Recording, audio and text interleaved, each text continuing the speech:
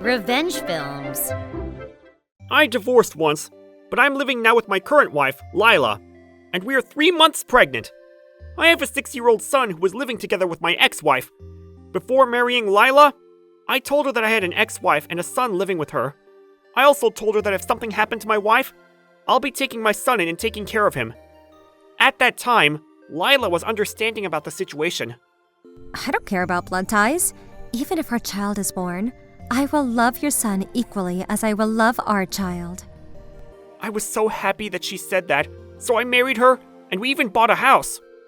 However, one day, my ex-wife died. It was so sudden that I lost my presence of mind because of shock. But I rushed to my son because I was worried about him. My son cried because he lost his mother. It's beyond my imagination how grieved my son was at the time when he was still 6 years old. Don't worry. Everything will be alright. Daddy's here now. Things will be alright from here. Mom is gone? She's not coming back. I can't see her again. Yes, your mother's gone. But you'll be living with me now, so don't worry. I will live with you, Dad. Yes, that's right, John. You won't be alone anymore. Because from now on, you, me, and my current wife, we'll be living together. When I said that, my son nodded his head as if he was relieved. My son and I met once or twice per month, so he was attached to me.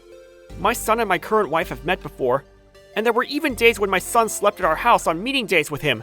Also, he's a boy, but he's a good boy and behaves well. However, when I brought my son home to live with us, my current wife said she didn't want him.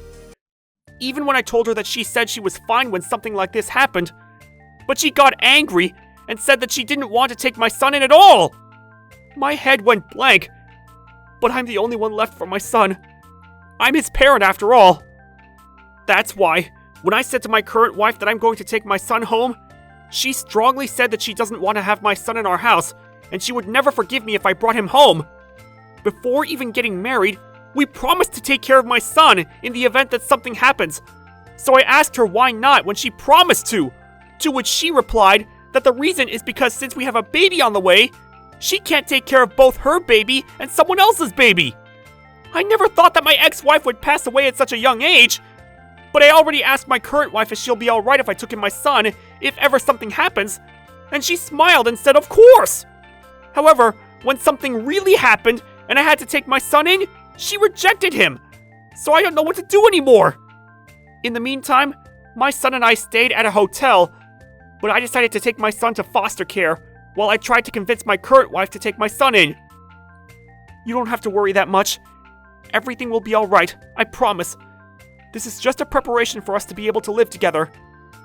Okay, Daddy. I understand. I'll be waiting, okay? Good boy. I'll settle things down, so you just wait for me to come back, okay? Just like that, I decided to try to convince my current wife to take my son in. Of course I care about my wife, but despite saying yes to taking care of my son in the event that something happens, she said she didn't want to and rejected it. There's no way she could just change her mind like that when the life of my son depends on us. I talked to her many times, but my current wife replied, Your family are me, and our son is in my belly, right? We should be the only ones who you need to be protecting. I was utterly shocked when she said those words. My current wife is about to give birth, so she said that she couldn't take care of my son, but it's not like I don't intend to help with taking care of the children. However, I couldn't stop myself from the growing distrust that I had for her. I also couldn't believe the fact that the person who was about to give birth wanted me to get rid of my son, the child who's related to me by blood. Of course, I married my wife because I love her, but that's also because I thought she would understand the situation of my son. Then, in the middle of the back and forth discussion of me and my wife, she said that I'm not listening to what she's saying, and so she left our house and went to her parents' house. I had no choice, so I went to foster care and took my son home with me. I then went to my parents-in-law's house many times after that. Then I tried to convince my wife again. If I can't take my son in, he'll have to go to foster care, even though he has me, his father. I told my wife many times what might happen if she still disagreed. However, her response was, I said I don't want to take him in. As long as that child is still in our house, I will not go home. she said, and didn't even try to go home. I also told my parents-in-law that if ever something happened, I would have to take my son in, and they understood the situation.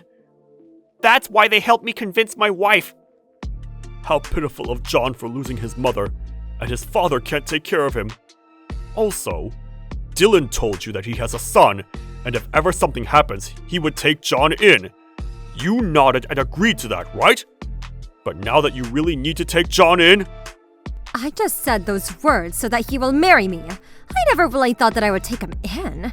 Why do I have to raise a child of someone else? The boy should just be put in foster care or whatever. how could you say such a thing? You're about to become a mother, aren't you? That's right. It's because I'm becoming a mother. That boy is not my family. He's the family of his ex-wife, right? That ex-wife of his passed away. He should just be brought to foster care. That boy has no place in my family. Lila said that, so my parents-in-law were the ones who apologized to me. I would understand it if she couldn't keep up with her emotions about having my son from my previous marriage live with us, and I was determined to convince her, so I tried countless times. But I soon learned that she didn't really want my son in the first place, and she lied that she did, just so I would marry her. I was astonished and disappointed, so my feelings for my current wife gradually faded. But the reality is that my current wife has our baby in her belly, so I thought hard about what I needed to do. While I was contemplating this, my wife broke the news to me that she had a miscarriage. While I was trying to grasp the situation, My baby is gone because you brought your son to our house. That son of yours is a cursed child. This is all because of your son's fault. she went mad and said that to me. Of course, I was also shocked that our baby's heart stopped beating, but the doctor explained to us that it had nothing to do with my son. Despite that, my wife kept on speaking ill about him, saying that he's a devil and that I should get rid of him that instant. Then she kept on calling me on the phone every day. You should take your son to foster care. I wish that son of yours was the one that disappears instead of my baby. She said those harsh words to me.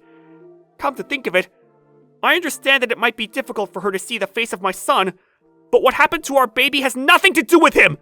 The doctor at the hospital also told us that the problem was with the baby. Also, she should consider that my son just lost his mother. But no matter how many times I told her, my wife never changed her mind, and she kept on speaking ill of my son, and she even said that she wouldn't forgive him for existing. Considering all that, I talked to my parents-in-law and decided to file for a divorce. My heart also hurts because our baby is gone, but I knew that it was wrong to blame my son for what happened. Every time my wife and I met, she kept on speaking ill of him. So my parents-in-law came, and they made her accept the divorce papers. Before we got divorced, my wife didn't come home, and she sometimes came to visit a little, and You should not have been born. It's your fault why my baby is gone, so you should just be gone too. said those horrible words to my son. So he got emotionally scarred, but with the days that we lived together, the expression on his face brightened, and he started to be able to live normally. Then my son and I started living together, just the two of us. We decided to live in the house that my second wife and I used to live in, and during days when I work until late at night, I decided to hire a babysitter. My son has nothing to do with my first wife passing away or my second wife's baby's disappearance. That's why I thought that from now on, I want to protect him. After my second wife and I got divorced, she went crazy. Even after our divorce, she kept on wandering around our house. However, I was worried about what she might do, so I reported her to the police, and she was taken to the police station. But even while the police caught her, she desperately explained, What's wrong with me going home? A little devil boy is living in that house. I need to drive him away from there. She raised her voice while the police took her to the police station. I learned later on from my parents-in-law that after the divorce, they would have her see a psychiatrist. As for me and my son, since I used my savings to pay the down payment for the house, we're struggling a bit financially. But with my son by my side, I feel like I can do my best to overcome this hurdle and live a happy and fulfilled life together with him. How was today's video? If you enjoyed it, please subscribe, like, and leave a comment. Stay tuned for more.